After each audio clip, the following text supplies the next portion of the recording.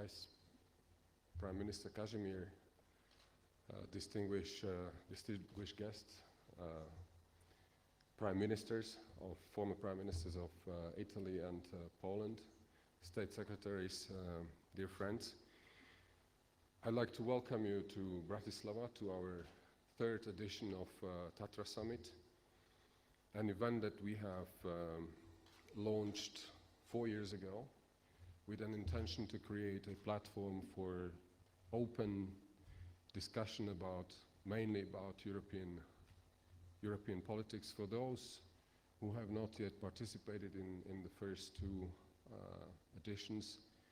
I recall that the first one was dedicated to, by then and today, equally very important issue of creating genuine economic and monetary union.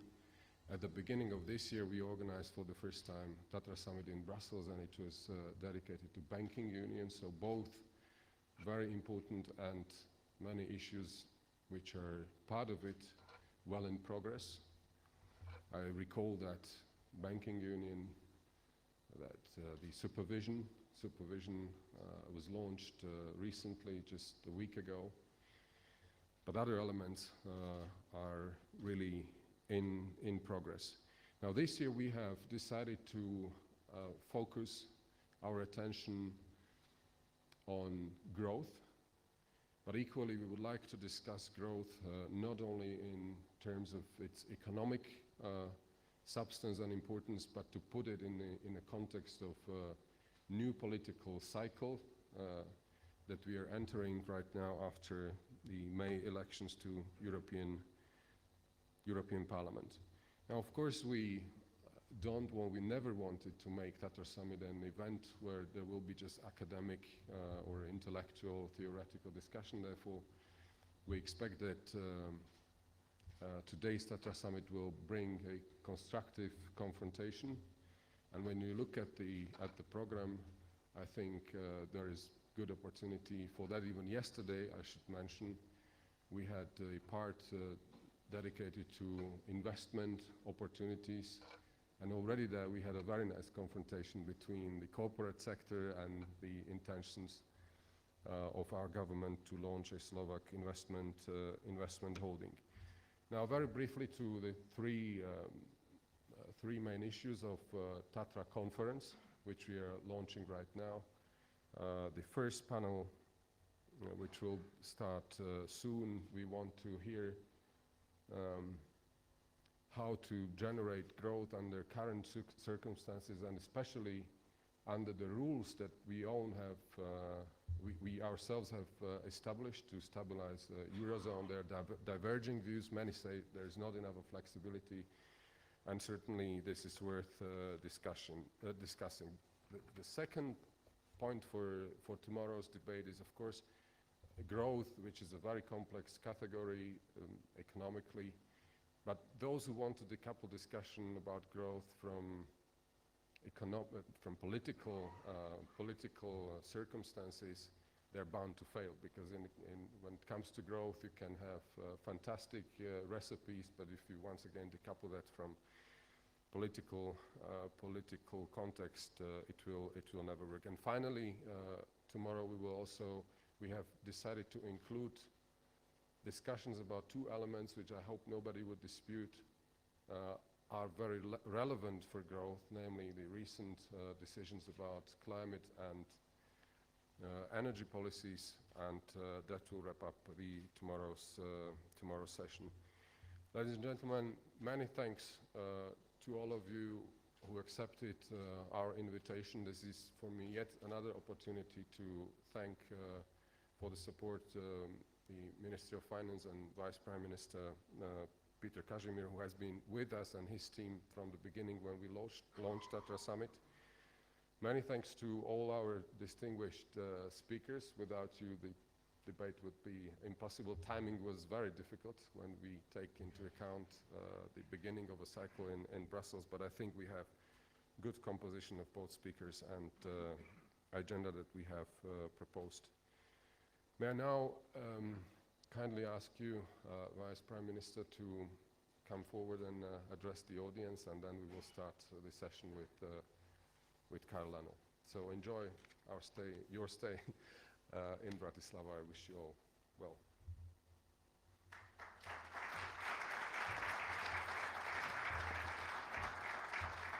Good evening, ladies and gentlemen. So let me add something so I would like to welcome our distinguished guests here in Bratislava TATRA Summit. So, and I will try to kick out the ball. Economic growth has been at the center of policy debates for decades. However, it's different this time. The current economic situation in Europe is very serious. Low growth, deflation risks, and alarming labor market statistics. On top of it, we are facing a really serious geopolitical risk on our eastern borders with very tangible economic impacts. Especially for us here in Slovakia, it's quite understandable. When the crisis erupted 6 years ago, we had to stabilize economies and calm down financial markets. And I dare to say that our fiscal and monetary actions worked. They have managed to convince investors that the EU member states remain to be a safe place to invest. Public finance consolidation is not a pleasant exercise. It's not pleasant for the citizens, it's not pleasant even for me. Nevertheless, I still believe that it's necessary. I'm sure this position can be communicated to ordinary people and they will accept it, but it might work only if they can see light at the end of the tunnel. However, the macroeconomic forecasts are bleak. The equilibrium we are in at the moment is not stable. No matter how we look at the real economy statistics, they imply that our collective efforts to restart the European economy are far from over. How to boost investments and job-creating economic growth? This is the question we need to urgently address. I'm glad that it's given a more and more prominent place on political agenda. It's not an easy task to promote public and private investment across Europe right now, especially if we want to follow the fiscal rules in national budgets. Is it then possible to promote investment without undermining the successes of fiscal consolidation? I do believe so. I can see two options. The first one seems obvious. If our national budgets are limited, we could borrow and invest on the European level. In fact, this is what the European Investment Bank has been doing for decades now. We should explore ways how to boost the European public investment significantly via the EIB or new institution. This proposal came from Poland, for example. I'm very glad the discussions on European investments are getting lively. The TATRA Summit Investment Forum was the first international platform for defining a European project pipeline. The second option, our policy actions should aim at mobilizing private investments. This agenda has got a priority at the Slovak Ministry of Finance. We have established the Slovak Investment Holding. Its goal is to make the most efficient use of the EU funds, the major source of public investment in my country, in Slovakia. EU funds used as a financial instrument will bring revolving investments to the real economy. They will leverage private capital too. Dear ladies and gentlemen, on behalf of the Minister of Finance, it's my pleasure to welcome you at the TATRA Summit hosted by the Center of European Affairs. I do believe that topical debates and the most prominent speakers will make these days in Bratislava worth time. Thank you and enjoy the evening. Thanks a lot.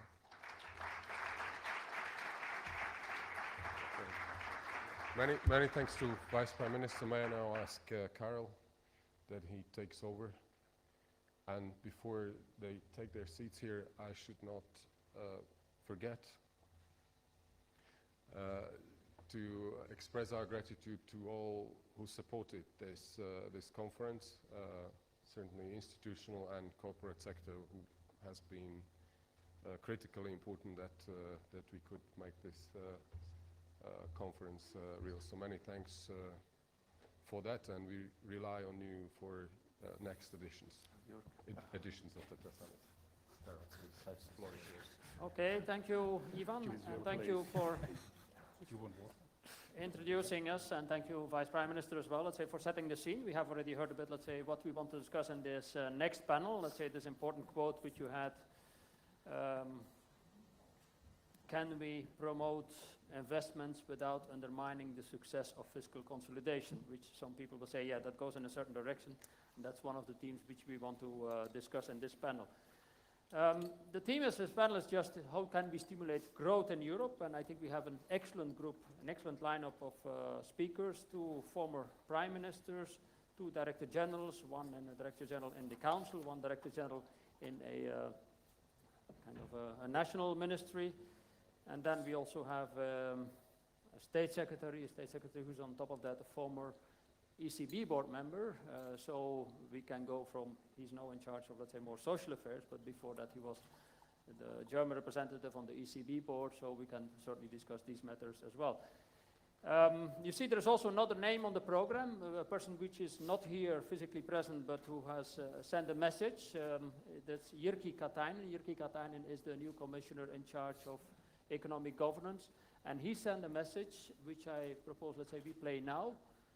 And then afterwards, let's say, we'll open to the debate with these 5 people. So if I can ask the technicians to launch the message. It is a pleasure to be able to address you today. I'm only sorry I cannot be there in person, but I wanted to take this opportunity to wish you every success for this summit, a summit that comes at a very opportune moment. As you know, we are working very hard on developing the #1 priority of the new Commission, and that is an ambitious plan to mobilize 300 billion euros in public and private investment in Europe over the next 3 years. The main focus of this additional investment should be in infrastructure, especially broadband and energy networks, as well as transport infrastructure in industrial centers, education, research and innovation, and renewable energy. President Juncker is committed to presenting this EU investment plan before Christmas. It is my job to coordinate this ambitious and essential initiative in order to stimulate growth in Europe and in turn get more people into work.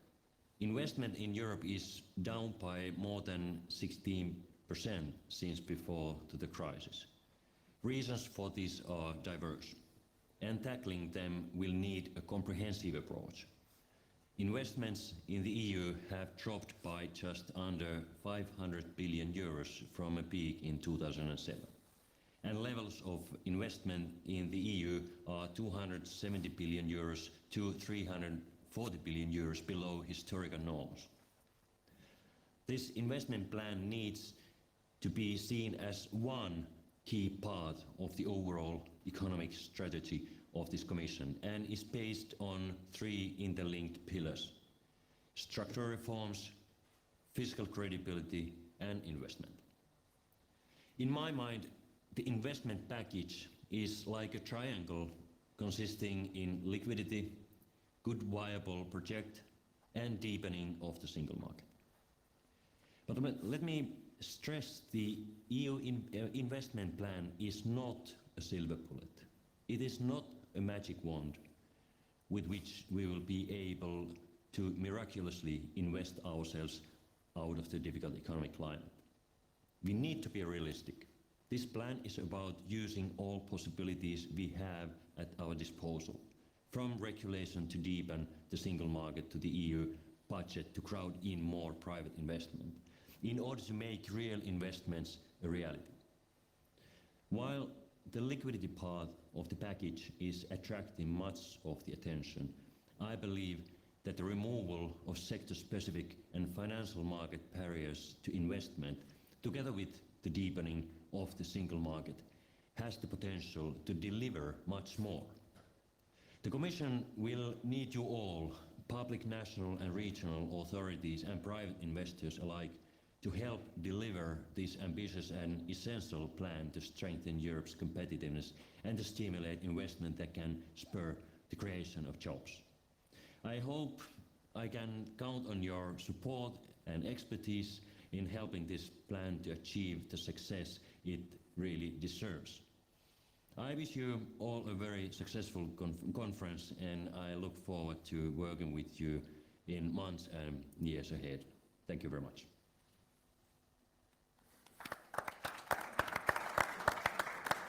So I think that was a very clear message from the Vice President of the European Commission in charge of these matters, and he touched upon one of the issues which we would like to debate in this session. But I've basically given 5 questions to these 5 people on this panel, which I would suggest to respond to in successive order. But probably the most difficult one is to start with, which I would address initially to the 2 former prime ministers on this panel. First of all, I mean, one of the issues, as I said, what the Vice Prime Minister of Slovakia addressed, is there enough flexibility in the Stability and Growth Pact? And you know that there is divergence of views on the subject within the EU. But that's what I would probably first address to the Prime Minister of Italy. You think there is enough flexibility in the Stability and Growth Pact for the moment, or is the Stability and Growth Pact too constraining? I think the main problem of the Stability Pact is the lack of a big investment on the growth part of the pact. That is the key point, in my view. Maybe, and it was, there are some ideas from the Italian point of view, how to have more flexibility, more intelligent flexibility in the application of the pact. But I want to be very clear. I don't think that we can have more growth having new debts and new deficits. That is very clear from my point of view, and from the Italian point of view. We think that we need to have the budget under control. We need to continue in the fiscal consolidation, but we can't have just fiscal consolidation as the main European policy. That is the key issue. We need to have a growth compact, I would say, and this growth compact need to, of course, to have what Jyrki already said, that is crucial. But what is crucial is the timing. We can't waste time, because we had all this year, 2014, it was a very difficult year of transition because of the elections, first of all. Because of the result of the elections, we have to be very aware. More than 50% of the voters didn't vote. And 25% of the voters voted for populist parties against Europe, against Euro, and so on. So we have to be, we need this kind of consciousness. We have to apply now. We have to deliver it. This is why I think this idea to have before Christmas the plan and to start to apply this plan immediately, in my view, is the key point. So, yes, more flexibility, intelligent flexibility, but not to be again on the road of the debt. Exactly, but meaning you say within the limits of the Growth and Stability Pact. If Absolutely. I understand you correctly. Can I ask the Prime Minister, former Prime Minister of Poland, what he thinks about the subject? Thank you. Maybe for the sake of interesting discussion, I would not sound as politely as Prime Minister later. And I will say that the Stability and Growth Pact from day one was something what was flawed and not respected by particular countries over the history of last 10 or more years. And in the beginning, it was a fundamental discussion before '91, whether it's up to the markets to decide on the interest rates or whether it's up to the governments and fantastic policy. And Delors, which was surprising to me, Delors, together with Lamont, were in favor that it should be the markets who would discipline governments by simply demanding higher interest, higher rates of interest. And this is what I found in very interesting, recently published bio of Jacques Delors. Then, thanks to Germany, we went into stringent fiscal rules, which firstly were broken by Germany in 2003. Today we are in the situation that the rules are bluntly broken by two other countries. I understand France and Italy, who could not meet them, and the Germany strongly asking for law-abiding, good Europeans, strictly limiting themselves to almost zero deficit. So it's an interesting, little bit Orwellian situation from my Polish mentality person. But the pact which is not abided is a problem for me, because the pacta sunt servanta, that's a Latin saying, you know, but if the pacta are not abided, then it's a big question whether maybe, like Bruegel recently proposed, maybe they should be abolished and we should return to more market-driven regulations. Today, this is the most important challenge. The second is what Prime Minister Letta already pointed out or made reference to, which is how to so-called stimulate the growth. And of course, this is a sensitive issue again, whether we, through public investment, let's say politely, could stimulate growth.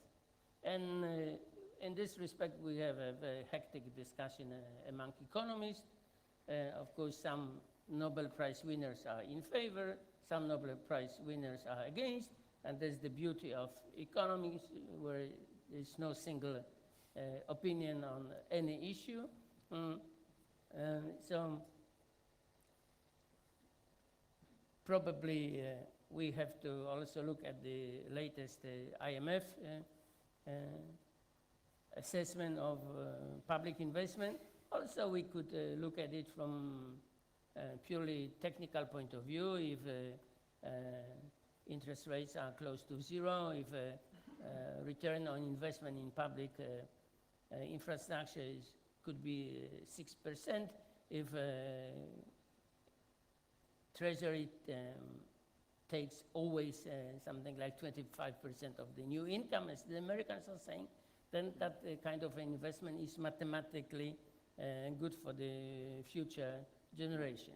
What I would say as the last sentence in this context is what already we discussed during the TATRA summit, is if the project and the tools of the project are conducive for broader solution, which is a European solution, that I would be in favor of that. So if we speak, for example, about energy union, and we could find, I don't know, 10 countries which could benefit from the new public investment like interconnectors, okay, that maybe is a good mix of growth stimulus and investment which really reinforced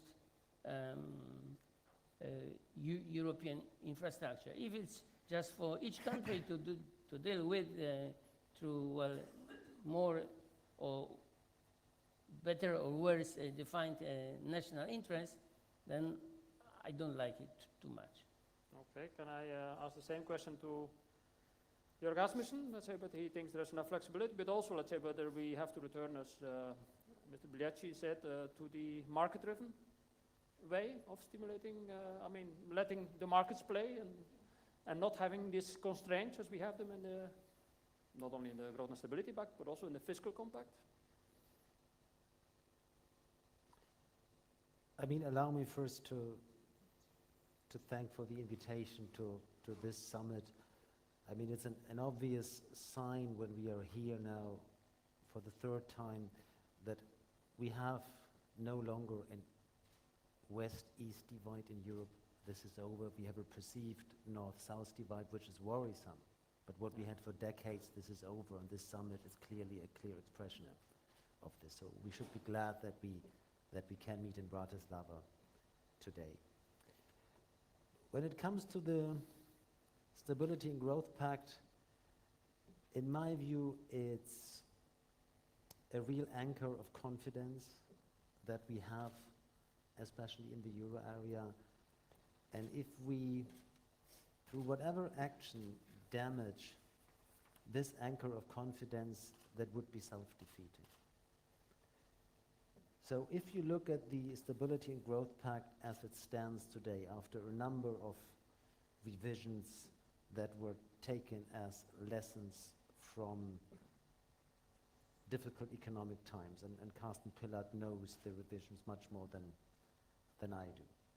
But there is already built-in flexibility in the Stability and Growth Pact as it is right now.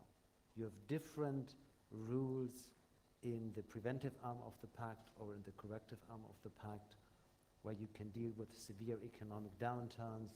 You can take into account, when you deal with the adjustment path and the timing, if structural reforms have taken place or not. So there are a number of flexibility instruments which are there. There is no specific investment clause in the pact, that's true. But there is flexibility. This could be used, but I would say if one tries to change the Stability and Growth Pact, this would be negative for confidence that citizens as well as global investors have in the euro area. And I think we have been able in Europe, especially again in the euro area, to rebuild confidence in the last years, all through fiscal efforts, for example, that have taken place significantly in Italy, starting with the Monti government. And we should now not unravel what we have achieved under sometimes high political cost on this front.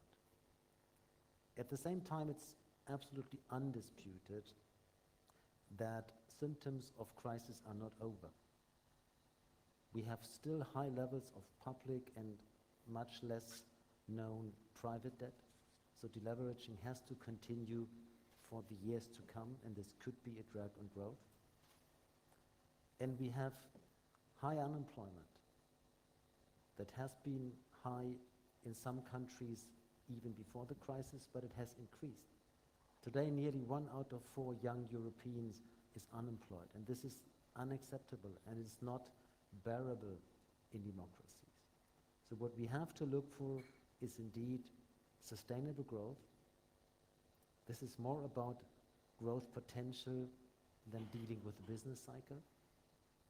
And in order to this, we need indeed more investment, and the Juncker plan here, in my view, is the key project that lies ahead of us. But at the end, the crisis only will be over if we have jobs in competitive companies in Europe.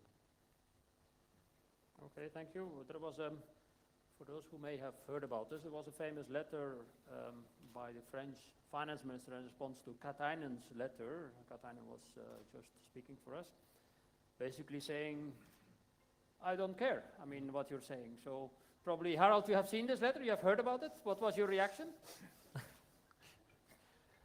I have heard about the letter, and we had, you can imagine we had serious discussions in the Economic and Financial Committee on this. But if I may, just on the more general point, whether we should have more flexibility in the SGP or not, I think I have a confession to make. When I first started out in this job, I too thought that the Stability and Growth Pact doesn't make a lot of sense in macroeconomic terms. After all, there's no research showing that a particular debt level of, say, 60% is exactly the right one, and there is no literature supporting the 3% limit. But maybe I gradually came to think, following the events, maybe that is just too confined to macroeconomic thinking. Maybe the issue is another one, similar to banking. What we're addressing here is a moral hazard problem. Because any government we have normally faces tough decisions as to how to allocate spending and has to somehow get by with the means it has. That is, either there is enough taxes or there isn't, so the government has to raise taxes. Or, and that is the moral hazard problem, I can shift the liabilities to future generations. And that is the easiest way, and that's the danger about it. And in the same way as the rules that we have now created for banks, like you wouldn't find a macroeconomic reason for core tier 1 or 4.5%, could be 5.5 or anything else. But the issue is another one. It's addressing the moral hazard problem. And just in the same way as I would not think it's a good idea to have more flexibility in banking regulation to, I don't know, address certain growth purposes, I don't think it's a particularly good idea to have very large loopholes in the Stability and Growth Pact for that purpose. I'm saying very large loopholes because Jörg Asmussen has pointed out rightly that there is a lot of flexibility. I don't want to go into too much detail, but a very important flexible element is the element of structural targets. We actually look at growth, and if there is little growth, then the structural target changes. And that is, to my mind, the optimal level of flexibility that you can think of. Okay, thank you. Can I move the debate probably to have the view from the Council, from a European perspective? Let's say, how do you look at this? I mean, I mean, you have this overview of all these different countries, how they deal with these rules. I mean, apparently there's a consensus in this panel, let's say, that we can, I mean, there's an agreement on this rule. The rule could be different, as Harold was saying. Basically, we have it now. We have to do it to basically to maintain the consensus amongst us. Karin, you put me in a very awkward position. Not you, basically, but I feel honored being invited to this meeting, but I sit next to policymakers and representative of national governments. I'm only a representative of the Council Secretariat. So that's why I'm trying to ask it from a European perspective. I'll give an answer to that. Frankly speaking, I mean, what we are talking about, when I listen to the comments made concerning the Stability and Growth Pact and growth, I mean, we should bear in mind what we are talking about. The Stability and Growth Pact is not something that's fallen from heaven. It was basically built by 28 member states plus the national parliament. For those who have never seen the Stability and Growth Pact, this is the booklet of Stability and Growth Pact. 2/3 of it is devoted to the Stability and Growth Pact, just to tell you what we are talking about. And in my view, it's the most intelligent legal framework that could be found collectively among 28 member states and the national parliament. This does not say that somebody else with the monopoly of truth couldn't have a better solution for that, but we're waiting for this guy. We haven't seen him. So we're still waiting in the working groups, even the Council, maybe the European Council, somebody would tell us what the real truth is. What we have here is a collective exercise. And I remember, just to take the examples of discussing the 6 packs and the 2 packs, there are many, many ideas incorporated, discussed, deleted. Yeah. So this is a collective exercise. This is not a straitjacket that comes from somewhere else or from Mars, put on the, let's say, Euro area, and now they have to comply with it. It was the same member states that have invented this kind of, I would call this straitjacket. And it contains, in my view, 2 very, very important things. I will not, let's say, elaborate unless you ask me on the details. Could fully agree with Jörg and Harald. Will not elaborate on the technical details. But in my view, it has 2 extremely intelligent rules. One rule, this is not even incorporated formally in the Stability and Growth Pact. It does not exist in itself, but that it doesn't exist, it's not in reality there. There is no single rule, no paragraph in the Stability and Growth Pact that prevents member states from an intelligent fiscal policy. Not a single paragraph. And I'll come back to this in a minute, what I mean with intelligent, growth-oriented fiscal policy. But it has a lot of constraints concerning a certain type of fiscal policy, and I would fully support what you said, Mr. Letta. I would paraphrase even Mario Draghi, who in one of the meetings said, what we have learned from the crisis is that the deficit debt financing growth model is dead. And this is perfectly reflected in the Stability and Growth Pact. Perfectly. But we were not stupid, or not we, the Secretariat always takes note from member states. The member states were not stupid. They said, well, there may be situations where we may face deviations for certain reasons. They are all elaborated in the Stability and Growth Pact.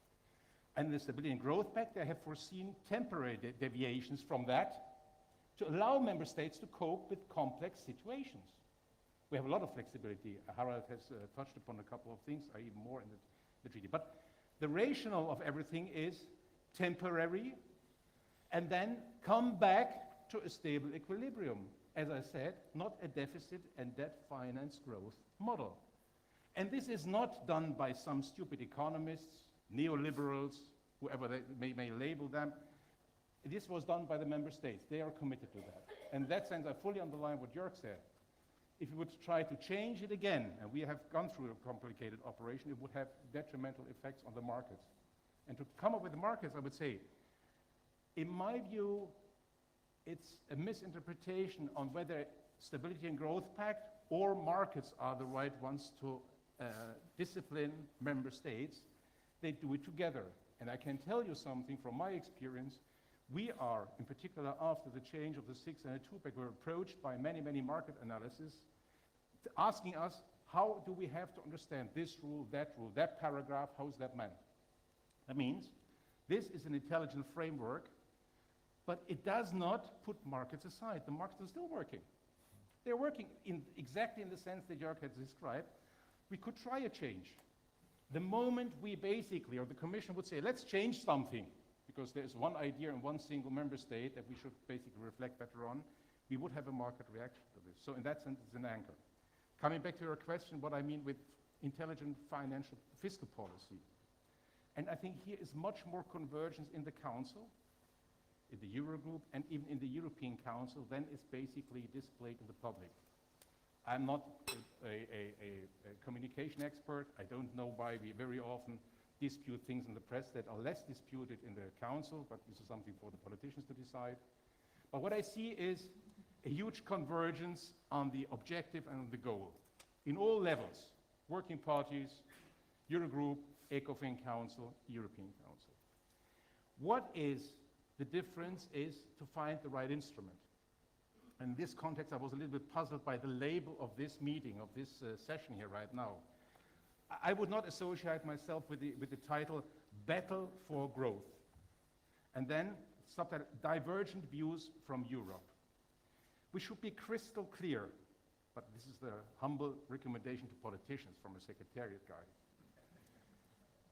The enemy is not one government, a different macro view, a different growth model. The enemy is low growth and unemployment.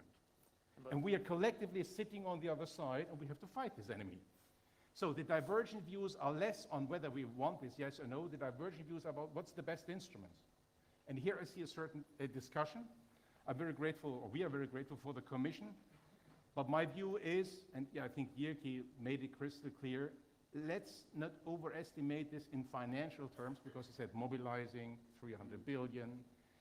But let's not underestimate the political idea behind this, because in my view, in my personal view, is one of the weaknesses currently in the European Union is that we simply lack a joint, a common idea to work on. And if that could be done, the growth idea is the one we have to work on. We find instruments, I'm pretty sure about this, knowing the Council for many, many years.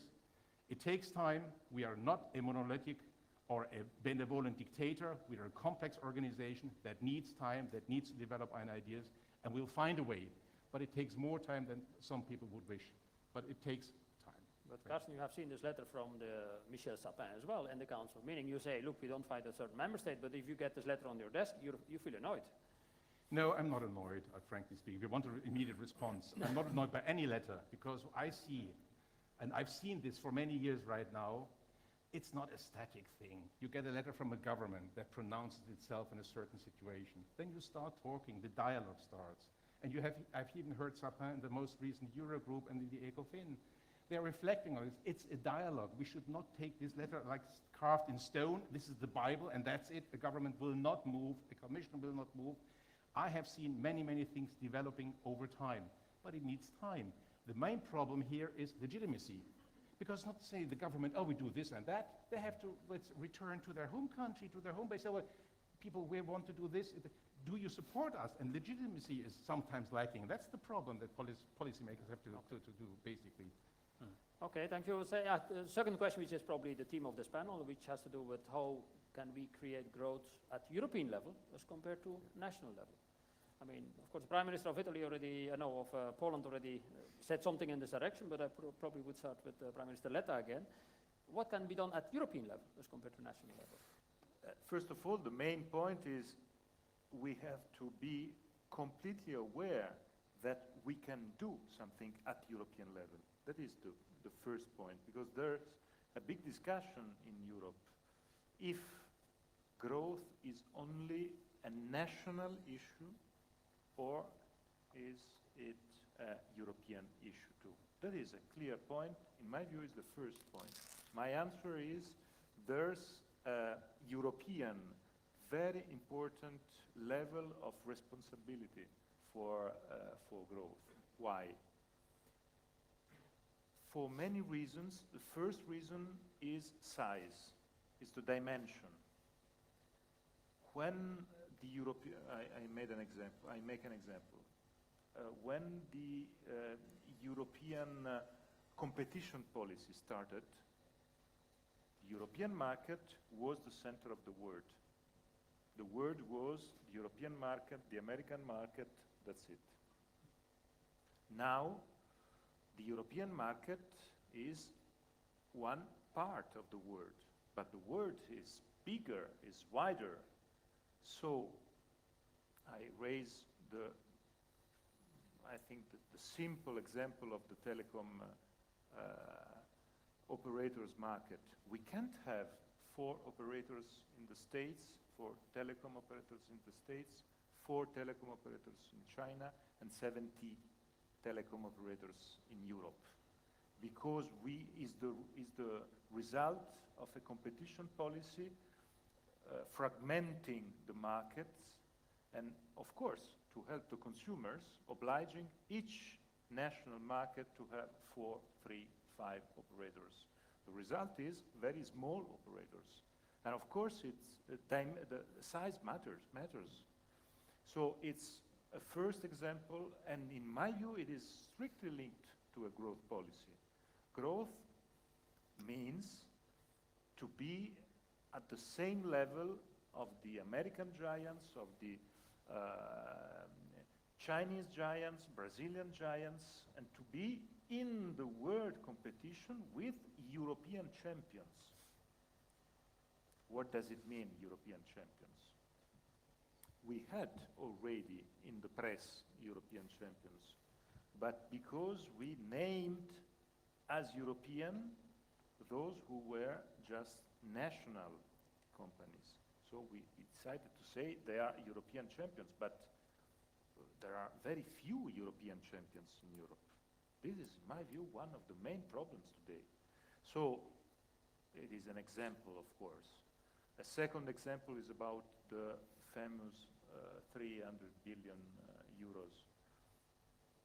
Energy. We are here, Slovakia. Slovakia has a very important today role in energy because of the commissioner, the vice president responsible for the energy union. I would say,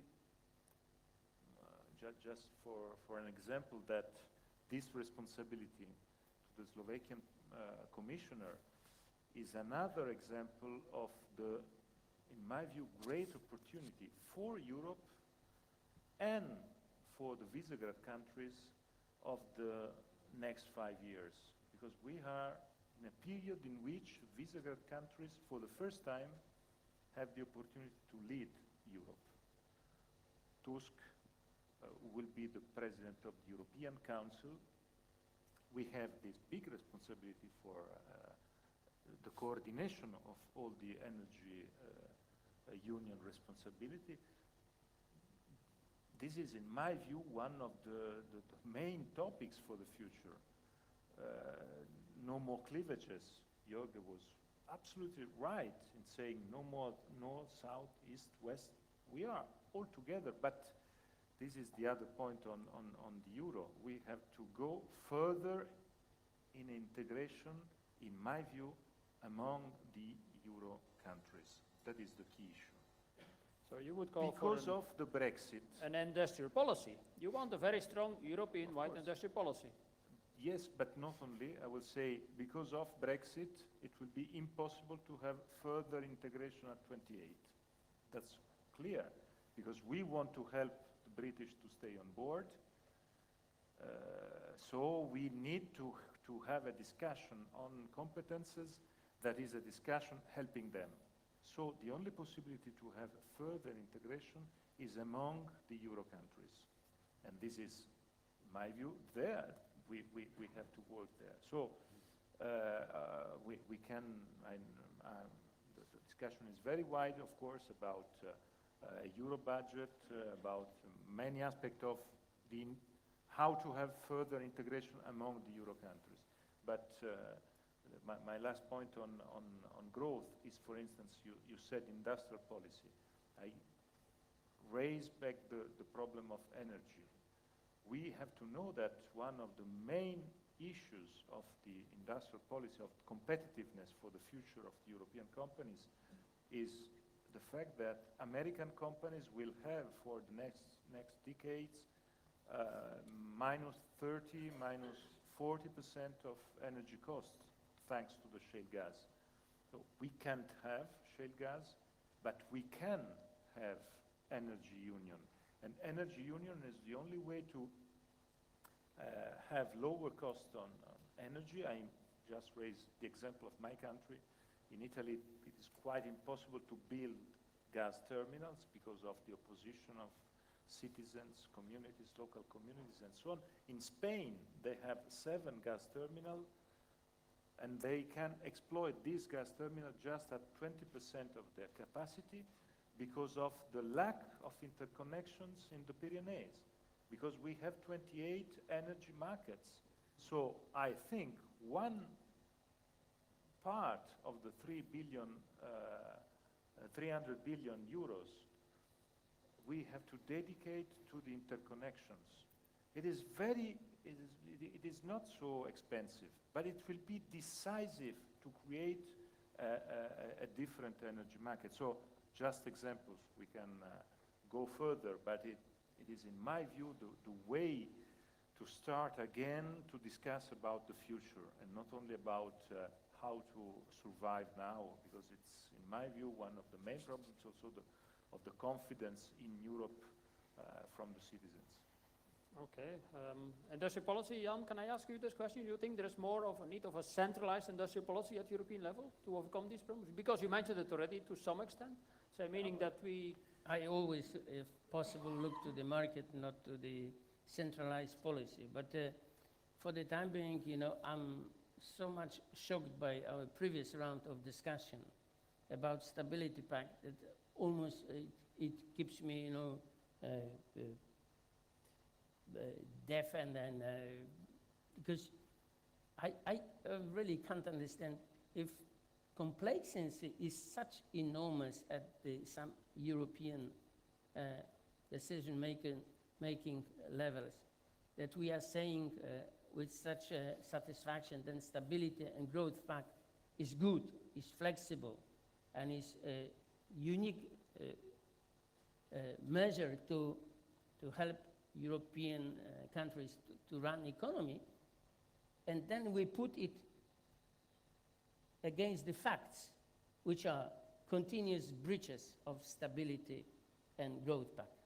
It's the financial crisis of the last 6 years.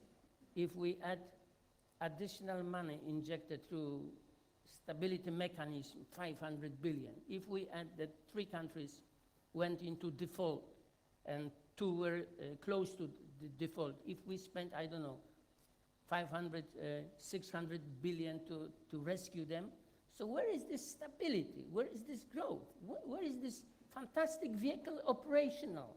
Where? The facts. This is why the European public, when they listen that these are fantastic measures and institutions, really can't stand this talking and this complacency, because the reality is that the people are worse off, that unemployment again, among the young is 50% in so many countries, that was spent hundreds of billions on rescue operation of Greece, which was completely, from purely economist point of view, against the logic, the way it was approached from, in the beginning, purely from economics point of view, against the logic. So we spend because we try to support the system. So this is the best ever framework for stability in Europe. This is what we are saying at this panel, you know. If we are saying this, Yeah, but Jan, what is your, and we want what is your to- alternative? sorry? What is your alternative? Meaning we heard different views on the subject. No, meaning first of all, I try to be always humble, you know, humble. That's the best way to achieve a consensus, because if I'm humble, then I try to listen, I try to find my weaknesses and figure out solutions. But if we are saying that everything is perfect, and we are saying then that this is such a flexible instrument, that we are rejecting reality. Because in reality, France is saying that by 2017, maybe they will return to the limits and constraints of the fact. But they are not saying that tomorrow they are coming back. And we are still saying yes, but still the pact is fantastic. So we are rejecting reality for the sake of what? This is so difficult for me to really to understand. It's a unique situation, you know, really unique situation when we have reality and then we have the kind of, I would say, complacency. Yes, it's a European complacency. I mean, Harold wants to react on your point. That's good. That, Yeah, I can understand some of the points you're making, but I think your main point is implementation, not the sense in the rules themselves, because you're saying nobody's sticking to the rules. But the conclusion you're drawing from it, I would strongly disagree with. Your conclusion is, because nobody's sticking to the rules, then the rules themselves must be bad. That's like saying we have accounting frameworks for firms, but if some dodgy accountant cooks the books, then the rules must be bad, and we should better do away with them. Which That country is the dodgy accountant? Well, everybody might have an idea, and that might bring me to the next argument, which is the financial crisis. Let us go back to 2008 for a moment. Was the crisis really caused by the rules of the SGP, or maybe because somebody broke them? Yeah, but that means that the rules of surveillance were broken. But that's an implementation argument. No, it's the framework. It's the framework. or rules It's in the certain monitoring, cases. because rules without monitoring, without surveillance, without strong executions are not rules, you know. But that's what we're trying to do It's, now. it's a Okay. facade. That is true, but as long It's as... a fiction, you know. Yes. This is my problem, you know. No, that's I like true. something what is, at the end, it's about enforcement. Any lawyer will tell you that That is law is about enforcement, not about beautiful declarations saying, oh, but this and this and this. No. And then the real life, it goes completely in different direction. This is your problem. That is true, but in that sense, the problem is 28 national parliaments, which we are not prepared to do away with at this point. Well, okay. Or not at all. I But Jan, couldn't if you agree see the more. overall improvement over the last 4 years, we have improved a lot. We are, I mean, of course, if you say, Lucas, it's international law. International law, we know, let's say, is not as tight as national law. Let's say, but on the other hand, I mean, we have seen an enormous improvement, and that's why the markets have come back to countries like, for example, Spain and Italy. Let's say, why their long-term yield has come back. It's not only because the ECB's reaction. Spain, for example, in the past, let's say, was dependent on the market for financing, on the international market for financing. Today, it has a current account surplus. You know why the markets return to those countries? Simply because of one statement made by Draghi. Because he said he will always defend euro. It was Well, enough me for the it's- market. Anyway, that's That not was my view. enough for the I should market. just ask others in the panel to give their views. Jörg, you wanted to say something on this, or On what? on the recent discussion, because we're going back to the Stability and Growth Pact?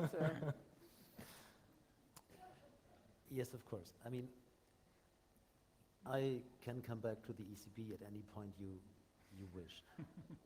But I want to start to what Enrico Letta has said, because I agree very much with what he said. First, we need a policy mix that goes from monetary policy, fiscal policy, structural reforms in all countries, and institutional reforms, especially in the euro area. And here I fully share the view that the core of the integration is the euro area. I want to be very clear, this is not a closed shop. Yeah, I'm not excluding someone. Being part of the inner circle of integration means that I'm willing and able, that's both, willing and able to be part of the inner circle. And 2 Baltic countries have joined the monetary union recently. The 3rd one is in the line, so it's not a closed shop. But the euro area has to integrate further in order to be a place of stability for its citizens. Yeah, it's not a union for banks and companies. At the very end, it's a union for people like my mother. And here the euro area needs to go ahead in a way that those who are not willing or able to join, that they cannot stop the euro area to go ahead. And if we manage to do this, I think we are able to build more confidence. Confidence has vastly returned due to actions taken by the ECB at the European level and at the level of member states. It's all. Yeah, and the same is then true when it comes to the growth potential. Yes, for surely there is a European dimension, but of course there is a dimension of the member states, because, for example, labor laws are vastly in the national competence, and this is crucial for the competitiveness of a certain region inside the currency union. So what is done at the European level, and this is necessary to be done, if things are not happening at the level of the member states, then the European level on its own cannot be successful. So European action regarding growth potential and action at the level of member states are complementary. Yeah, and this makes it a bit of a coordination problem. We need actions at various levels, member states and EU or euro area, where we have different governance structures, and we have a different fields of policy, monetary, fiscal, structural. Structural is a vast range from product markets, services markets, labor markets, and institutional reform. This leaves us with a bit, I might humbly say, as a coordination problem. But I'm confident that the new EU Commission can play a vital role in dealing with this coordination problem, that every institution, every level of decision-making can contribute within its mandate to moving Europe to a better economic equilibrium. Okay, can I add one point and then I'm done for the panel? Because now we turn... I will ask you on other points. Because my neighbor correctly pointed out the moral hazard. Then there is another voice calling for, let's say, political response to inability, in fact, to get the sovereign nations and sovereign parliaments under the policy implementation. Yes, this is a serious fact. And how to get out of this, it's a good question. But now we are at least in the more realistic environment. We impose the rules over the sovereign nations, and they were cheating, they were doing a free ride, or we call it in economic moral hazard, but we cannot say that it was okay. It was not. It was fundamentally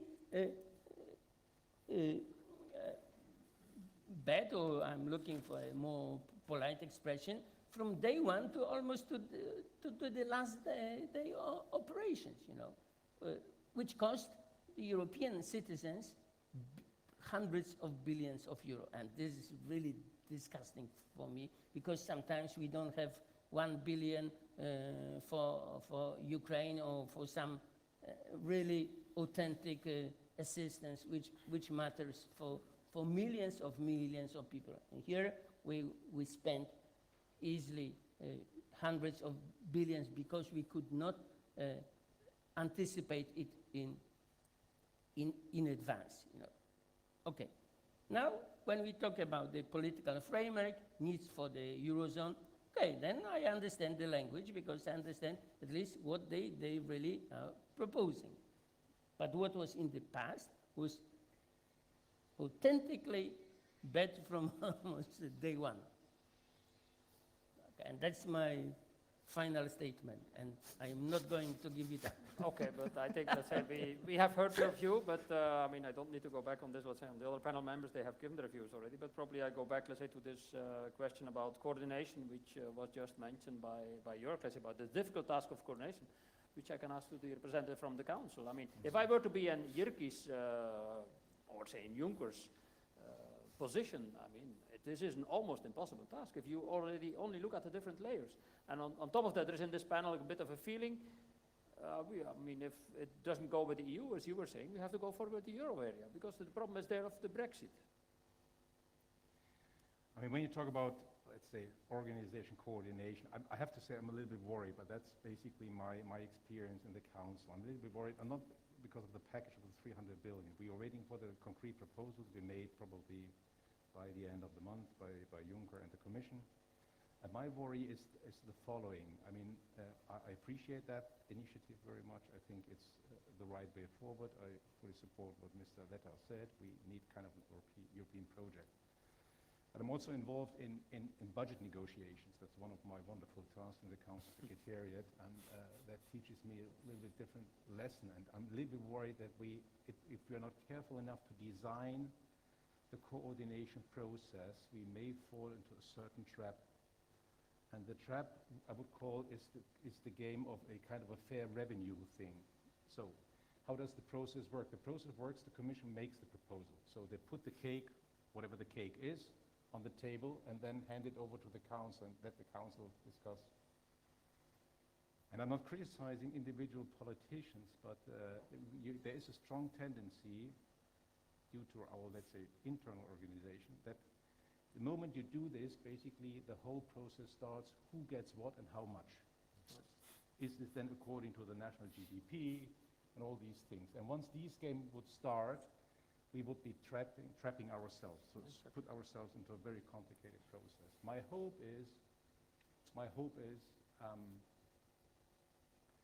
that since we are expecting the proposal to be made end of November, on the 18th, 19th of December, we'll have the next European Council to be chaired first time by Tusk, and that the European Council takes over, basically, the political responsibility to manage this process, basically to keep it as a European project, as you rightly said, and look at it from a European perspective and not from the national revenue return perspective, which would then turn into kind of a quasi-budgetary negotiation process. But let's say, this is a little bit my concern that I have in terms of organization from the Council Secretariat perspective. But this morning I got a request from my boss, from the Secretary General of the Council Secretariat, asking me to design the process, how that could be managed. I will not share the secrets with you here, but I will offer to you, if it fails, blame me. It was my proposal then that I've made to the Secretary General and then to Donald Tusk as well, how to organize this process. But let's say with my experience, I'm a little bit worried if we channel this through all the council formations with coordinated versions of their national preferences, we may end up with a wishing list, but more due to national preferences than to European preferences. And how to coordinate this is really an art, how to do this. And I hope, and I fully trust the European Council to take over the leadership to organize this process, that we will, in the end, come up with something 300 billion package for the Europeans, for the sake of European growth policy. My second concern is a little bit let's say, this expectation management right now. I mean, if you would do a simple calculation yourself, I mean, we have the 300 billion package. Everybody's looking at the 300 billion like it would be the deus ex machina to change the growth perspective of the European Union, and do a simple calculation. You divide this, or you could see this in the European Council last time. They have basically indicated it could then be something over 3 years term. You simply divide the 300 billion by 3 per annum. You end up with less than 0.8% of the EU GDP. As a humble economist, I would have certain doubts whether this will really change dramatically the trend growth in Europe. It may have an impact on growth. I'm not saying it's quantité négligeable, but whether it really changes the trend growth, I have certain doubts. I'm more optimistic that it basically plays a catalytic role in changing the atmosphere, the perception in Europe, these kind of things. So that, in that sense, I hope more on the leverage on the psychological side, because we know half of economy is psychology and the rest is then funding and financing and all these things, that it does the trick on the psychological side. But there we have be extremely careful in the European Council, not divide ourselves into these 28 compartments, aiming for receiving a small piece of the cake. But this is only from the Secretariat. May I suggest to Carsten one idea on the proposal you have to give to Corsepius and to the new European president? It's very simple, but in my view, it would be half of the problem, maybe. We need to abolish the national press conferences at the end of the European Council. No, but it's not a joke. I tell you how it is like that. At the end of a European Council, we have 29 press conferences. One is the true press conference, the supposed true press conference, the President of the Council, the President of the Commission, and the semester President. So all together, and they try to explain the picture and to explain what the Council decided, saying, okay, this was the agenda, the conclusions, and then if you are a journalist and if you go to the other press conferences, you participate in 28 press conferences in which the national leader, thanks to the fact that he is alone in the council, from his country, of course, so nobody knows, he is able and he can explain to his national press absolutely whatever he wants. And his narrative is always a very dramatic struggle that he won against his enemy, and his enemy is the Commission, first. Second, his neighbor in the Council, trying to explain. So if the day after you read the 28 national press, you have the idea to participate in 28 different European councils. You have done that yourself also for the Italian media. No, I heard and I experienced. So it is a joke maybe, but it is, in my view, the core of the problem, because the public opinion is influenced more by the 28 national press conferences than by the one of the President of the European Council and the President of the Commission. The European one may be boring, and the national ones may be interesting for the media. That's not. Meaning that's not the an media wants to answer, see I would fights. say. The media wants Yes, to see of blood. course. Of course. But the main problem is that we have to present an European Union in what is true, what happened, because I know that the national press conferences, as for half of what they say, a sort of bubble of problems that are really peanuts in the discussion in the Council, but becoming giants for national political interests Of course, the consequence is that the public opinion is saying, okay, we are in a house of crazy men, because it's impossible to perceive something of positive, comprehensible from this kind of process. It is maybe a joke, but it's not just a joke. Okay, Carsten, I mean, if you going to react also on the 300 billion, where it should come from and where it should be spent?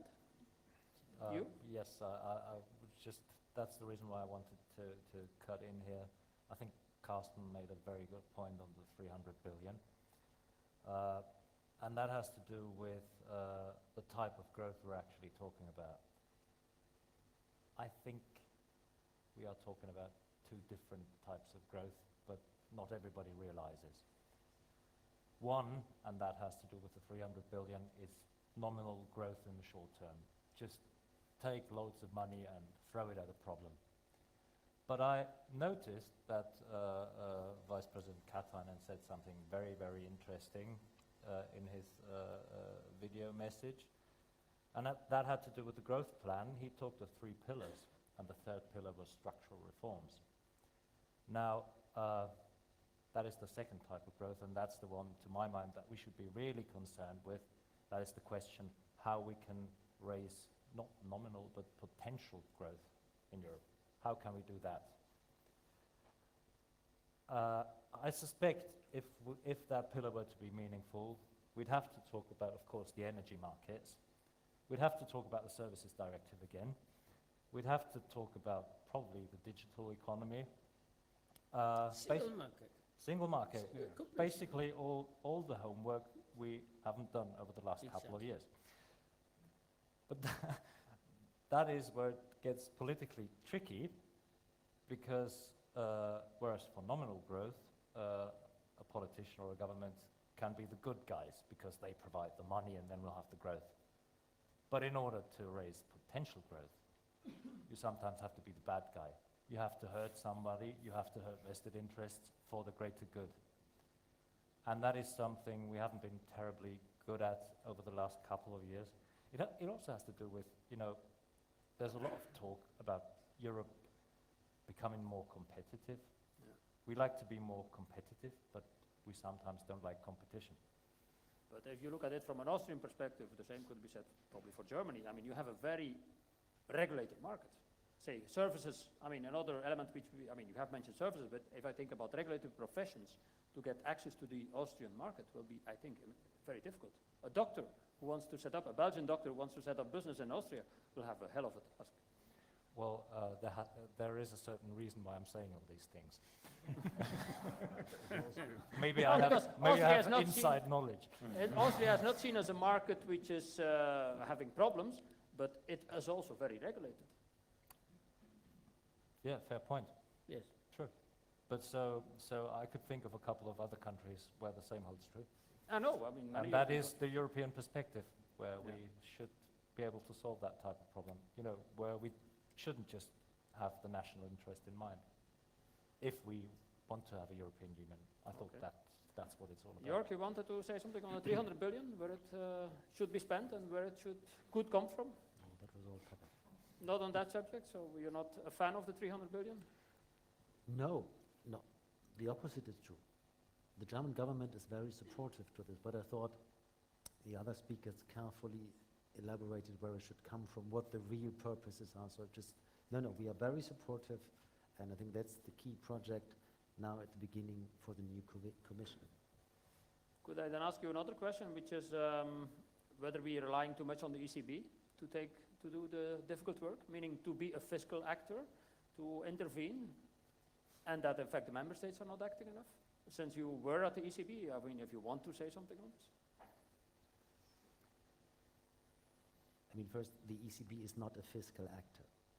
There is a certain risk that one overburdens monetary policy, because it appears a bit in the public debate that whatever kind of economic problem arises, the question is, what can the ECB do? But monetary policy is not an all-purpose weapon to any kind of economic problem. I mean, if a country has lost competitiveness for a decade because they have not done structural reforms, there's nothing the ECB can do. Yeah? If a banking sector in a country goes bust after a real estate bubble burst and the banking sector lacks capital, there is nothing the ECB can do. Yeah? So monetary policy is a crucial one, but it's also limited at the same time. And the goals that the ECB has as the central bank of the euro area, as a modern central bank of the 21st century, it's to deliver price stability and to contribute to financial market stability. And these goals, also in this hierarchy, are undisputed. What we discuss again and again, fiercely in the public and in front of constitutional courts, these are instruments, yes? And this we can do. This is normal. One has to develop instruments as time goes by, market structure changes, banking sector changes, what are the transmission channels they might change. But the goals that the ECB has, a primary objective, this is price stability and contribute to financial market stability. This is undisputed. And I want to be clear, the primary objective is defined as consumer price inflation at close but below 2%. But this was also never disputed at any kind of central bank debate that I remember, that this is a symmetric target. Yeah? Inflation can be either too low, this is damaging for the economy. It also can be too high, it can be both. And if the ECB wants to keep its credibility, and I think they're on the right course to do this, then one has to take this symmetric target as the honest target, and one has to go out and set the relevant instruments in a way in order to achieve this target. This is price stability in the medium term for the euro area as a whole. This is what they have to deliver, and they have done it in my view. Enrico, you want to comment on this? Because that's a very difficult issue at the No, moment, yes, for example, but, from I an would say Italian that perspective. no. I would say that what Jörg said, in my view, is completely right. It's perfect. And it is also what Mario Draghi is trying to do. Because Draghi is not asking for more power to the ECB. Draghi is asking for everybody has to do his homework, his job, and national governments, European institutions, and the ECB. But the main problem today is that due to the good performance of the ECB in the last years, due to the fact that in the ECB there's just one press conference, it is not a joke. There's just one press conference. There are some WikiLeaks there, Yes. too, but it's another problem. In the ECB has the possibility to meet in one night, to decide in one night, and to deliver the morning ahead. So there's a problem of efficiency of ECB in comparison with the rest of the political procedures and democratic procedures of the other European institutions. So ECB is very efficient. This is why the big risk now is from the side of the national government, the other European institutions, is to say, okay, there's the ECB, they will save us another time and once more and once more. So we can inertially wait for the ECB. That is, in my view, the big risk that ECB is living today, because we need to have ECB pursuing the missions that Jörg said, and we need to have governments applying structural reforms, the European Union proposing a growth compact and applying and delivering there, but is another, in my viewpoint, linked to the fact that at European level today we are raising the expectations of what the ECB can do. And in my view, it is a big mistake. It is not, I would say, it is not a German point of view. It has to be an European point of view. The ECB is our diamond, I would say. We can't waste our diamond. But you have a problem from an Italian perspective, which is that you have deflation, minus 0.2, minus 0.3%, which could be the result of structural reforms. I say you undertake structural reforms, I say the price, there is a price deflation, but which is the most difficult environment for an ECB. This is why we need growth policies at both European and national level. It is not a problem of ECB. ECB has to do his duties, his work, his job, but we can't ask the ECB to substitute a national government. I'm completely clear in mind that is a crucial point for the future of the European Union. Jan, you wanted to say? Yes, something because I'm again concerned as we have produced a new definition of the central bank. Because the whole idea behind the central bank establishment was not to maintain price stability, but it was a lender of last resort. And whatever happens in the nearest future, I understand also in Europe, the ECB will come to this role because the ECB, I'm not on the board of the ECB. The ECB is planning to increase its balance sheet by 1 trillion of euros. Because of the deflationary problem, which we just mentioned. Yes, but that means that it's much more than just maintaining or No, price stability sticking to is the not price deflation. stability. We need to have a level of inflation. Yeah, but then you increase, and when you even discuss, I'm surprised, but lending directly to the national central banks, then exactly is about the role of the lender of last resort. That's my observation. I mean, that's clearly prohibited in the treaty. Yes. I mean, there is This no is bail what they will be doing here. No, How they will manage, yes? No? with all respect, I mean, the ECB is not acting as a lender of last resort to countries. Then it's not a typical central bank. It's a very typical central bank built after the model of the Bundesbank. And then, yeah. But now we are not in the 80s of the last century, but we are in 2014. Market structures are completely different. We have a common currency, but the ECB in the treaties that were decided, as Carsten very fundamentally and rightly pointed out, by the member states that set up this institution. There's a primary objective. Then there is a secondary objective.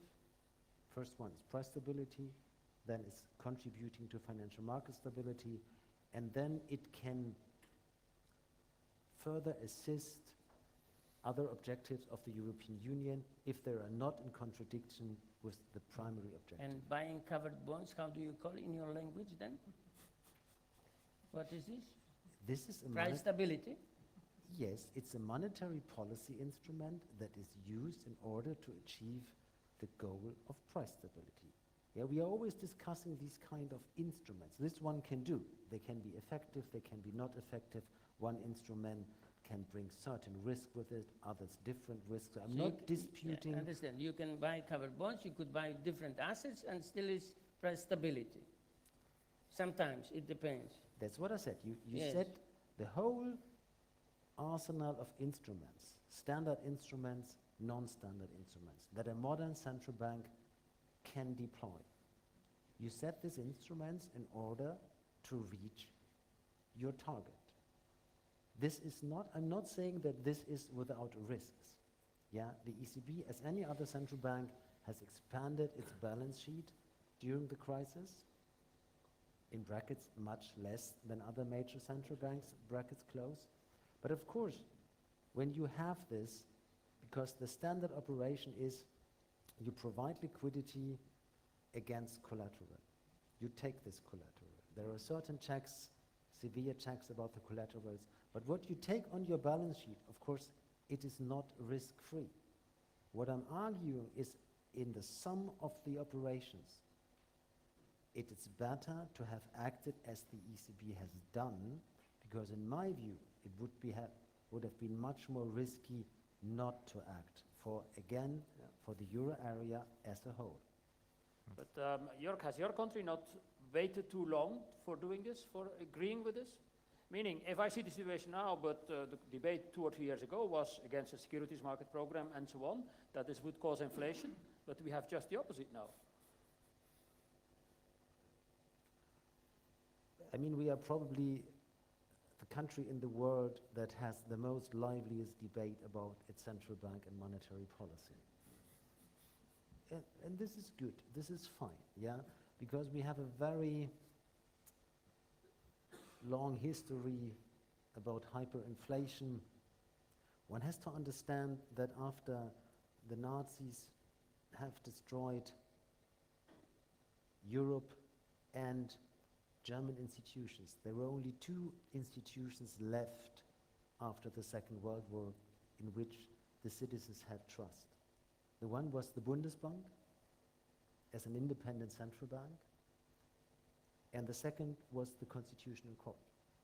This is why these 2 institutions are so crucial in the collective understanding of our citizens. So there is a lively debate what a central bank should do and not do. Yeah, but this we have also, for example, maybe to a little bit less extent in Italy. But if you work in the Euro Tower, yeah, you see on one side, or let's say one day you travel in Germany and you have a very lively debate, as you rightly said. You are no longer an independent central bank, you are no longer pursuing a sound monetary policy, you are choosing the wrong instruments, some people say you violate the treaty. The next day you travel to, let's say, to Italy. There you have a debate, you are not acting as our central bank, you are leaving us alone, you are not doing enough, that's it. What you then have to do is to develop a European perspective. And this is why I value European institutions so much, like the ECB or the European Commission or the European Parliament. Yeah? You have to find a solution that is in line with your mandate, that is given by a European treaty that were voted in all parliaments, but you have to find a viable solution that holds from Cyprus to Ireland, from Portugal to Finland.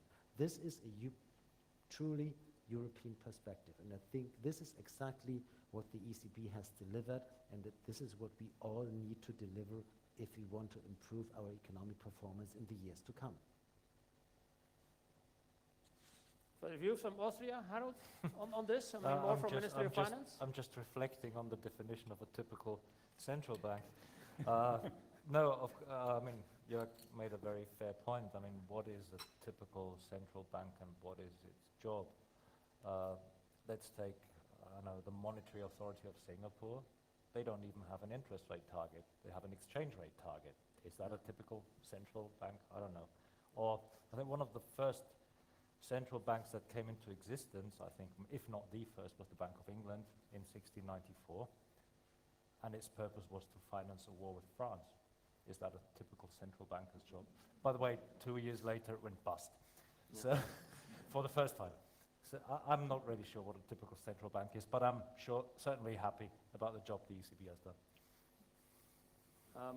We can also take questions from the audience. If there are people, let's say, who have points they want to raise, please, if they stand up or raise their hand, that I can see it. Otherwise, I will go on. I mean, certainly reactions on the issue, let's say that, yeah, Peter has a point, but a Brussels point or an NFT point? Thank you. Peter Spiegel from the Financial Times. If I could pick up on Harold's point about playing the bad guy and ask this question to Prime Minister Letta and Herr Asmussen. You talked about the lively domestic debate on central bank, but there is also on the rules that are being imposed by the six-pack, by the Stability and Growth Pact, debates in both of your countries that gets to the political economy as opposed to just the economy. In Italy, the assumption is that if Prime Minister Renzi were to actually do the things that are being recommended through the Stability and Growth Pact, he would lose, much like your predecessor did. I think Mario Monti said at one point he thought he had beaten the Juncker rule which is we know what to do, but we don't know how to get reelected. And he one time came to Brussels and says, I've won this, I'm now very supported, I've done the structural reforms, and then 6 months later he lost rather badly in the national elections. In your country, Jorg, the issue is sort of the fetishism of the balanced budget. The Commission has repeatedly said, current account surplus, Germany must spend. Your successor, Monsieur Benoit, has said those countries that have fiscal space should use it, and yet the German government does not spend.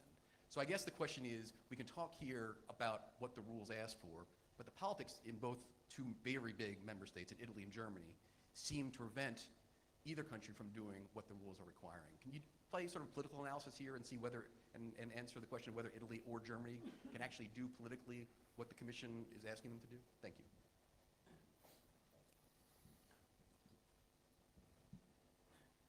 We have to... Enrico, you can start if you want. Thank you. It is not an easy question. Of course, the answer is, we have to put the answer in the European general discussion and debate. Because if we have general public opinions very much today against Europe, it would be quite impossible to lead and to run and to manage national policies in accordance with European institutions. I raise an example for my country. I was really shocked because, as you know, I'm a very pro-European Union politician, by seeing the last Eurobarometer in Italy, with for the first time the overtaking those against and those in favor of the European Union. It's the first time that in Italy since 60 years, I don't know when Eurobarometer started, in which Italy is a country with more Eurosceptics than Euro in love. For me, it is really a shock. But it is a shock because of how is it possible? It is the consequence of what? And why we had elections in which anti-Europe and anti-Euro parties raised so much. So the crucial point today is that I'm sure that Juncker and Renzi will find an agreement, because it is in the interest of both, I would say, because it will be impossible to start the new European legislature with a completely collapse there, and it is impossible so for Italy to go against Europe. That means against the markets. So this is why I'm sure that the agreement will be found. But the crucial point, of course, is where we is it possible to find some instruments, some steps of rebuilding confidence of the European citizens in the European institution and of Italian citizens in the European institution? That is the crucial point. This is why I think we have at the European level to invent something of very, I would say, different from the normal tools. For instance, we have to invent something linked to the extension of the Erasmus for students of 16 or 17 or 18. We have to give to the European families the possibility to talk when they have dinner at the end of the day about Europe in positive terms, in terms of opportunities. The opportunity for children to go out from their country and to have 2 months, 3 months, 4 months of a Erasmus scholar program at 16, 17. And if you have this opportunity, you talk around the dinner table about Europe as an opportunity, as Europe is But if Europe is only linked to rules, obligations, and so on and so forth, it would be impossible, in my view, to rebuild confidence. So I'm sure that this is one of the key points. This is why I hope in the big investment plan of Juncker, I hope to see something of very, I would say, popular there, linked to what people want to hear from a European point of view. But I'm sure, answering your question, that it will be impossible to break the Stability Pact from a weak country as Italy. It will be impossible because the sanctions of the market will be immediate. So I'm sure that we will find an agreement or a compromise. Jörg? Or Yes, I thank Peter Spiegel for his questions. I would clearly point out that the German government takes its responsibility for growth and stability in Germany as well as in Europe.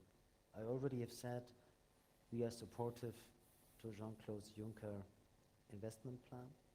This is a key project and he has German support for this. And second, we are doing on our domestic front what is needed to do. It's true, we will vote next year's budget at the end of this week in the German parliament, or at least in the first chamber, and we will have a balanced budget next year. And the goal of a balanced budget for next year, I want to be very clear, that's the goal of the whole German government. Because by this, we contribute to a sound fiscal policy, and by creating confidence towards the rest of the globe, we take our share here. But within this framework of a balanced budget and the fiscal plan that we outline always 3 years ahead, this is our medium-term budgetary planning. The finance minister, Mr. Schäuble, which you know I value very much, has just outlined last week that he, on top of what we already have in the coalition agreement, he will spend 10 billion euros starting from 2016 on investment. Because this is possible, we have this leeway while respecting European rules and our national debt breaks in the Constitution. other questions from the, I see a question at the back there, or probably if I could take 2 or 3 questions. If you introduce yourself, please. Yeah, thank you very much. My name is Tomas Lachika. I recently joined the European Investment Bank. But before that, I worked for many years for the Austrian and the European Central Bank. And I would like to ask a Can you question. speak up a bit or keep the microphone close? I worked for many years for the European and the Austrian Central Bank, so I would like to ask a question from that corner. And in fact, it's a taboo question, I think, because to my best knowledge, it's not being discussed at all. I believe that to a large extent this is part of the story. This is part of the low growth story, high unemployment and so on. So I wonder whether the reason, or one of the reasons at least, is not the fact that we simply have an inappropriate monetary policy for the euro area as a whole. So the euro area is not an optimal currency area, and we are simply muddling through from one disequilibrium to another. So we had a disequilibrium before the crisis, where countries like Spain had too low an interest rate, or facing too low an interest rate, Germany too high an interest rate, and now it's exactly the opposite. So should all the structural reforms not also keep this in mind, and when we focus on those, we should also try to move more towards an optimal currency area as far as possible. Thanks. Is there another question? I mean, of course, that's a very technical point on which I wouldn't know an answer myself directly. Another question on the other side, otherwise I take this one and I put it before the panel. Jörg, you want to take it, or probably Harold as well? Yeah, I can try, because I mean it was relatively well known that when we started EMU, that we are not an optimal currency area. It's not a big surprise. We knew this. And I think we can live with this. Also, the US is not an optimal currency area. So what we can do, first answer, or an attempt of an answer, is what you indicated, that we try to become closer to the features of an optimal currency area.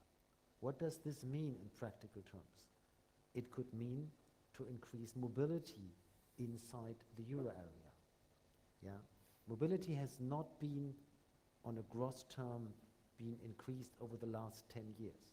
There are individual movements from some countries to the other, but the gross movement is relatively stable. And I think we should further improve the mobility. It starts with the Erasmus program. It starts with languages. It starts that you recognize apprenticeships or high school diploma that were done in other euro area countries. It had a lot to do with social security. Can I take my entitlements from one euro area country for an unemployed to another? What about pensions? What about occupational pensions? So there's a whole lot to do to work on mobility. This can individually help to deal with an unemployment situation, but from a mega perspective, increased mobility brings us closer to an optimal currency area. Second, the ECB has responded to this. The whole range of non-standard instruments are especially designed in a way to recognize that the monetary transmission mechanism works differently in the whole currency area in the last years, that the transmission mechanism is partly impaired. So you have instruments that work in an asymmetric way in the currency area because we are not as optimal as economic theory would have wished us to be. Harold, do you want to add something on this? Actually, you put it very well. There's very little I can add. Maybe just one point, as he rightly said, it's not really taboo because everybody knew from the outset we're not an optimal currency area, but neither are the United States, for that matter. And coming back to the Stability and Growth Pact, all the instruments we have created, things like macroeconomic coordination, the macroeconomic imbalance procedure, and the rules on the budgetary rules, they're actually trying to achieve that purpose, bringing us closer to something like an optimal currency area.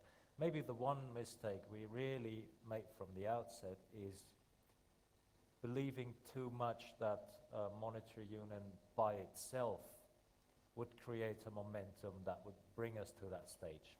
But that didn't happen. Of course, we believed it for the first for a number of years, and it worked. I mean, interest rates converged, and everybody was happy with it. And then now we know better, of course. There's a political element that is still lacking, and that has to be worked on. Say something on this? Yes, probably less technical, less economic, more political. Follow up a little bit what Nicoletta said, and even Mr. Spiel has referred to when he paraphrased Juncker, saying, well, we all know what to do, but we don't know how to get re-elected. And when you go deeper into the argument, you come to a very simple conclusion, and I have drawn this conclusion over the last 6 years because I do a very silly thing in the Secretariat. My Director General colleagues, they always criticize me, why do you spend so much time with visitor groups? And I said, first of all, I'd like to be linked to visitor groups, to normal people, and not only to my colleagues in the Council Secretariat who know everything about the European Union. And secondly, I like to learn from people what questions do they have. And let's say we're talking about investment. What in my personal view is missing completely in the Brussels spaceship is that we basically are sensitive to the needs of investment to invest in communication in member states. In communication, when I say communication, it's not only brochures. This is silly, this is nonsense. Nobody will read this. Only those who are interested. Anyhow, those will come up with questions to optimal currency things, and so be interested. We need to invest in the communication and in the language.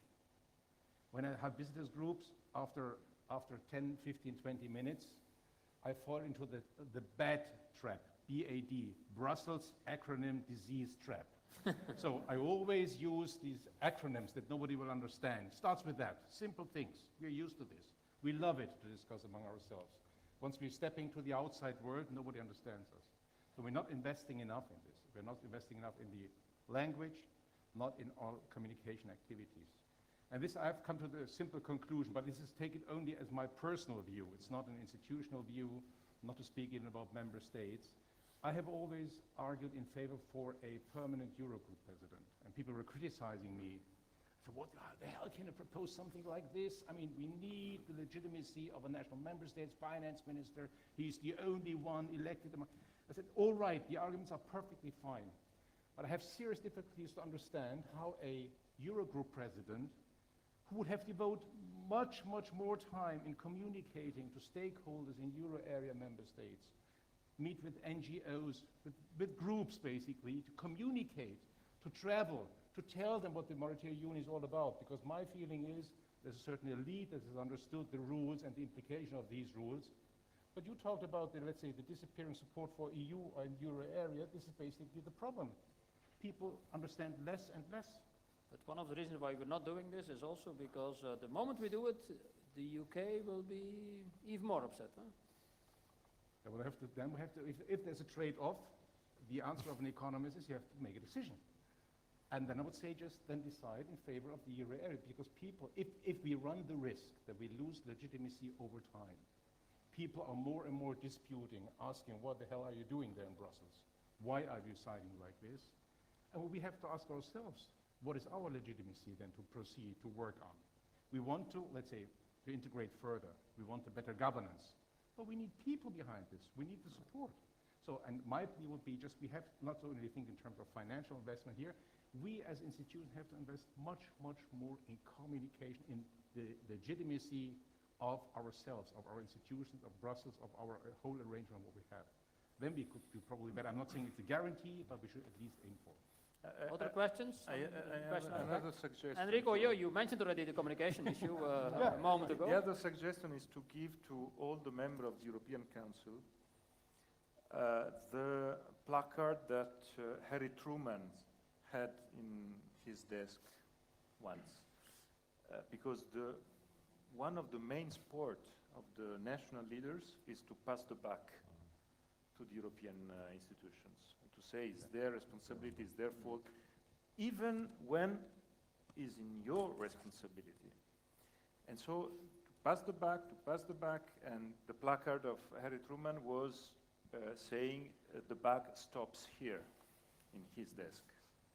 And I think we have to oblige all the national leaders to apply the idea that the buck stops in their desk, and not in the that European will be very difficult to enforce. I mean, Harold, you wanted to say something on this, but very briefly, because I have another question. Very briefly, because Carsten mentioned a sentence that I've been hearing very often, and that is the words of Jean-Claude Juncker, the famous sentence, we all know what to do, but we just don't know how to get re-elected.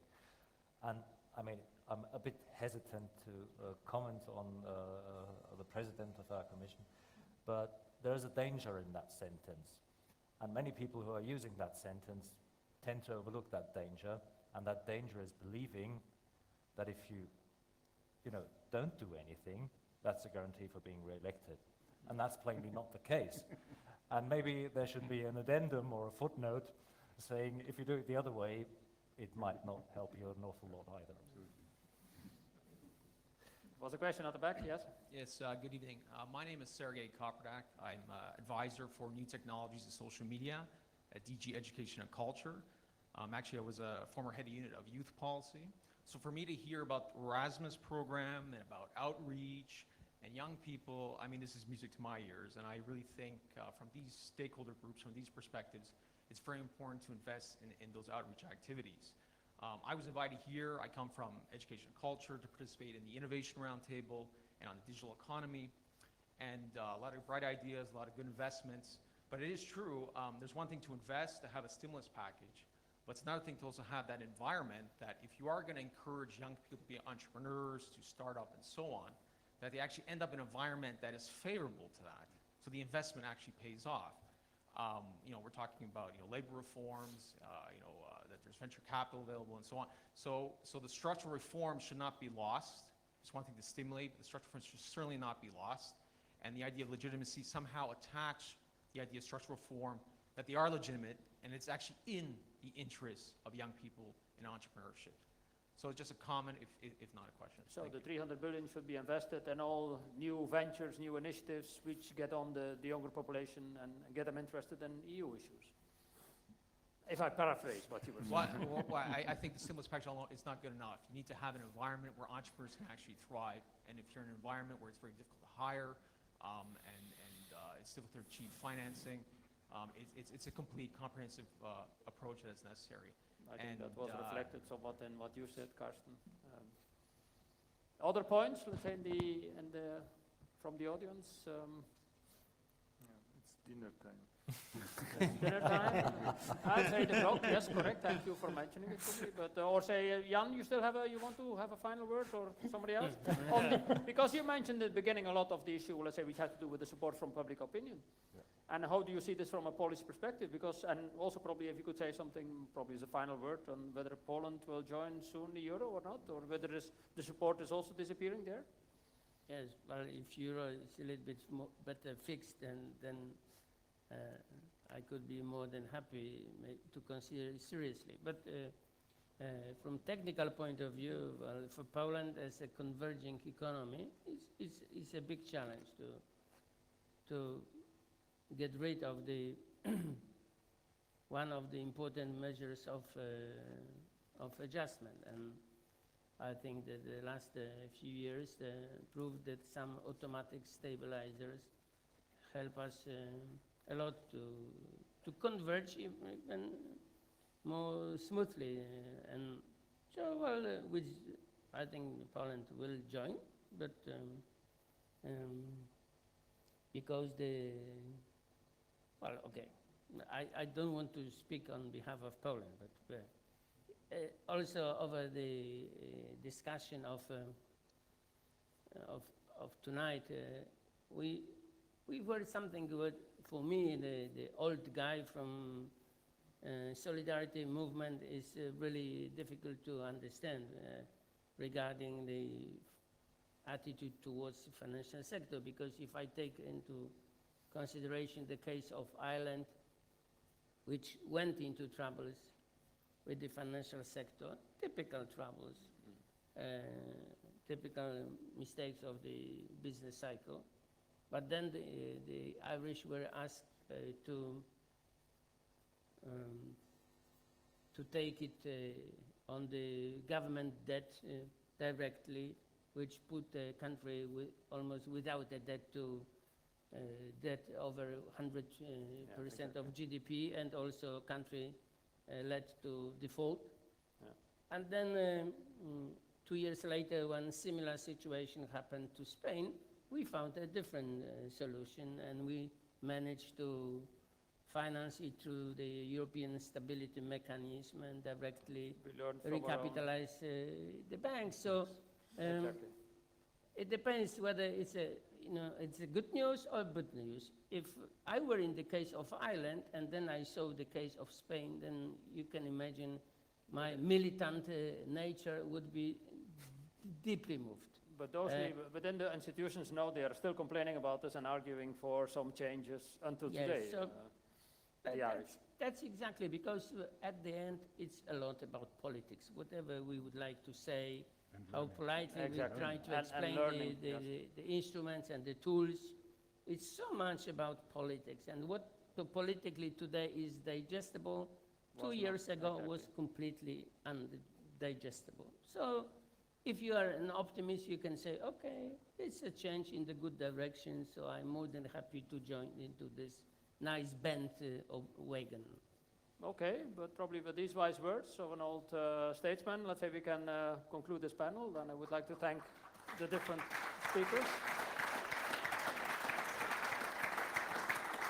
I would I would recall Stability and Growth Pact, everybody more or less agrees. The 300 billion should be wisely spent and probably in ways, let's say, to get the population involved. And yeah, we still have doubts about many different things, but we have learned a lot through this crisis, and that, which I want to summarize your last words. So thanks again, Jan, Harold, Jörg, Enrico, and Harold. Karsten, was a very interesting panel. Thank you. So, you know,